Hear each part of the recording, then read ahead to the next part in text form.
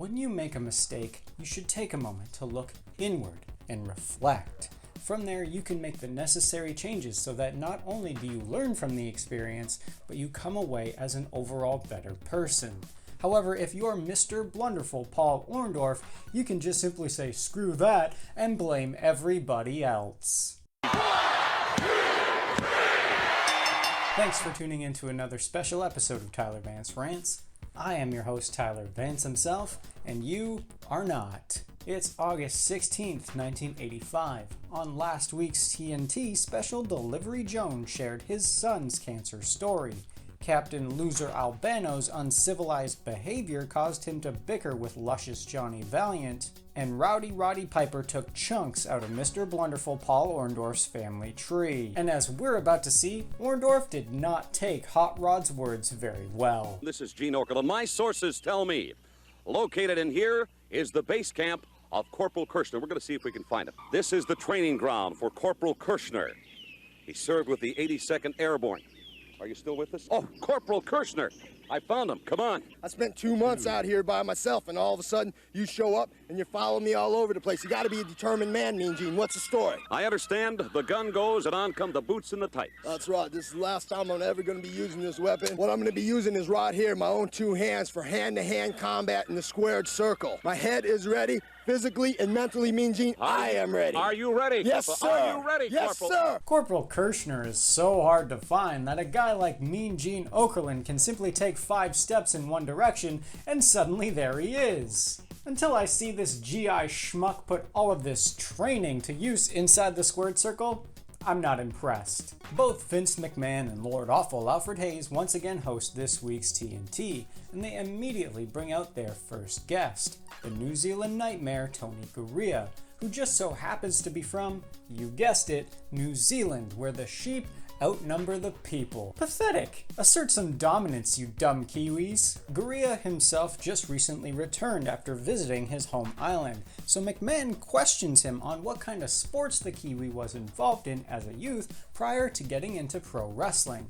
And it turns out that Tony Garea was not only involved in cricket, the world's most confusing and stupid sport, but also played rugby, a personal favorite of Tyler Vance. Yeah, I played fullback in high school and made all your girlfriends faint at the sight of me. Obviously, being so athletically inclined, it's no wonder that Tony Garea was able to become a 5-time WWF Tag Team Champion.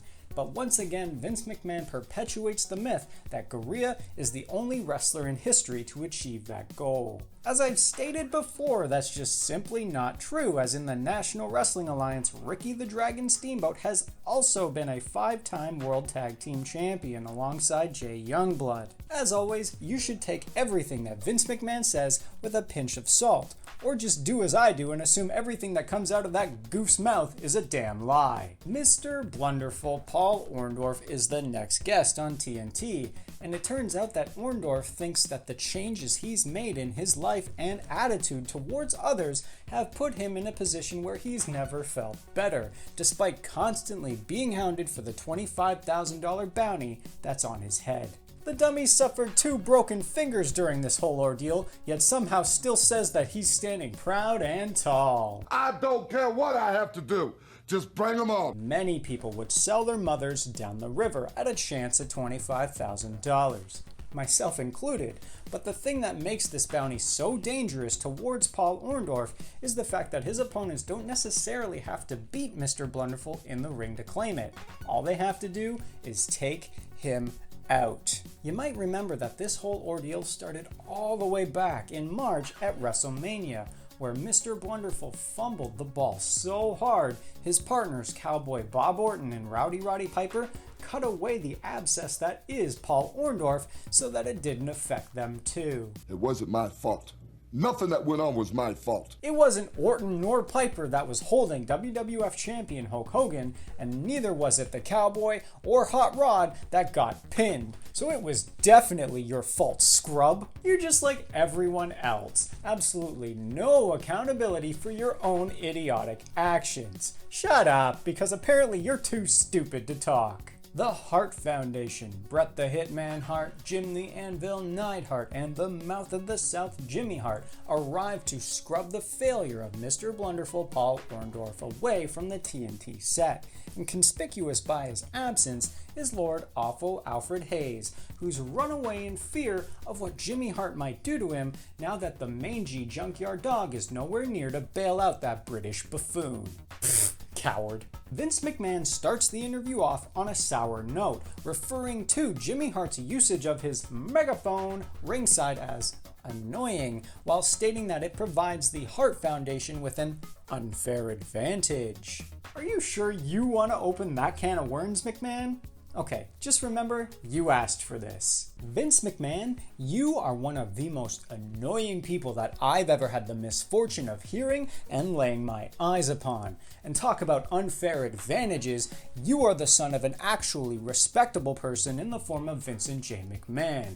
You belittle everyone, you're vile, you lie constantly, and let's not discuss how you act towards the opposite sex, shall we? Don't throw stones in glass houses, jackass. I'm not the only one that got upset at what McMahon stated, as Jim Neidhart goes on to state that not only is he upset, but ever since the WWF hit the success that it enjoys today, every clown that watches pro wrestling suddenly seems to be an expert when it comes to the sport. It all boils down to the fact that with the Anvil's power and the Hitman's technical skill, there will be absolutely no tag team ever that can ever hope to achieve a fair advantage when it comes to facing off against the Hart Foundation.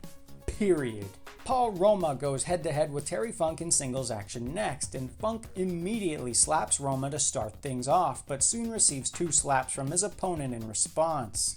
This infuriates Terry Funk, who hits an atomic drop, which sends Paul Roma into the corner before throwing him to the floor where the trash belongs. Back in the ring, a headbutt knocks Roma to the mat, as do 2 body slams before a delayed vertical suplex follows, leading into a spinning toe hold from Funk that forces his opponent to submit. We then join Terry Funk in his favorite saloon before his company is befouled by Vince McMahon and Lord Awful Alfred Hayes, who is solely responsible for censoring the footage of Paul Roma being branded by Funk at the end of the last match we just saw. I cut it off. Do you want me to brand you? No, I don't. Jackass! Your whole family was the same. The whole family, hey, don't talk about my family. If things weren't bad enough, the New Zealand Nightmare Tony Garea then joins the already polluted company that Funk is hampered with before the Kiwi takes things just a little bit too far. Something about New Zealand as compared to West Texas, then, won't you? What brings you to Texas? I'll show you some things. See you later. Have a good time. Okay, Tony, could you please come back?